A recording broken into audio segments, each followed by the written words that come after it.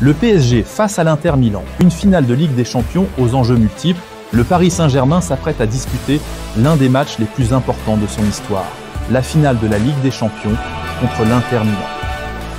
Si l'enjeu sportif est immense, l'importance économique de cette rencontre est tout aussi cruciale.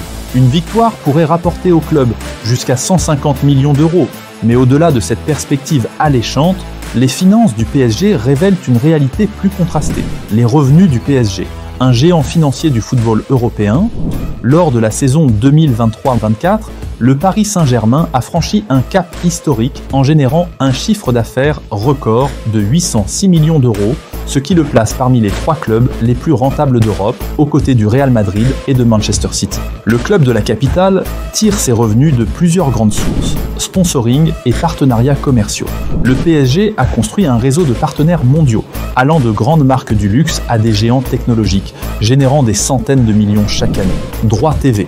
Grâce à sa participation régulière à la Ligue des Champions et à sa domination en Ligue 1, le PSG bénéficie de solides revenus audiovisuels, en particulier en Europe. Billetterie. Le Parc des Princes, avec sa capacité de près de 48 000 places, affiche souvent complet.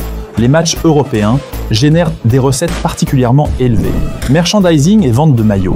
Le maillot du PSG est l'un des plus vendus au monde, notamment grâce à des stars internationales comme Kylian Mbappé jusqu'en 2024, Lionel Messi jusqu'en 2023 et Neymar.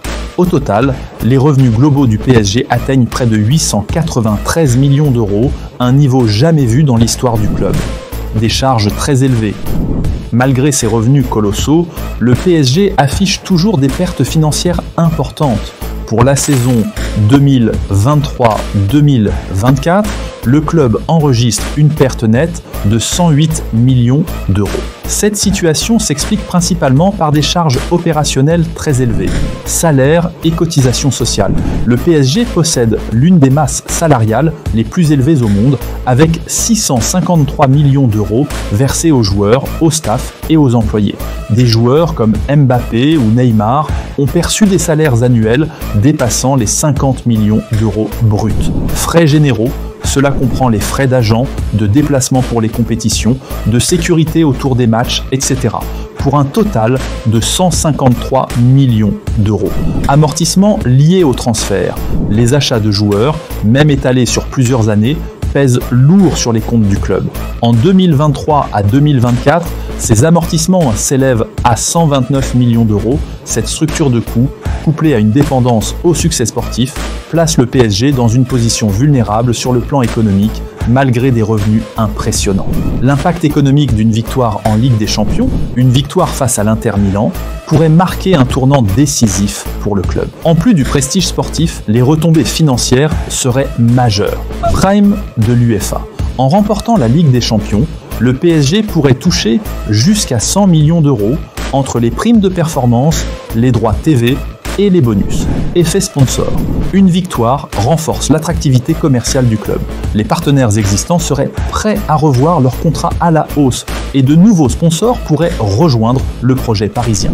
Billetterie et merchandising, le sacre européen boosterait les ventes de maillots, les abonnements et remplirait le Parc des Princes pour des mois, voire des années. En cumulant ces effets, le PSG pourrait pour la première fois atteindre l'équilibre budgétaire, voire dégager un bénéfice net. Ce serait une première depuis le rachat du club par QSI, Qatar Sports Investment, en 2011. Le départ de Kylian Mbappé. En juin 2024, Kylian Mbappé a quitté le PSG pour rejoindre le Real Madrid, mettant fin à une ère marquée par des exploits sportifs, mais aussi des dépenses massives. Son départ a permis au club de réaliser une économie salariale estimée à 200 millions d'euros sur plusieurs années, en salaires et primes. Cependant, ce soulagement financier pourrait être en partie annulé par une procédure judiciaire en cours. Mbappé réclamerait certaines primes impayées et d'éventuelles indemnités, ce qui pourrait exposer le club à de nouvelles charges. Cette charge exceptionnelle pourrait gâcher la fête, remettre le PSG dans le rouge. Le PSG meilleur sans Mbappé? Sportivement, peut-être. Financièrement, c'est certain. Si cette vidéo t'a intéressé, abonne-toi à ma chaîne YouTube et active les notifications pour plus de contenu sur la finance et l'actualité économique.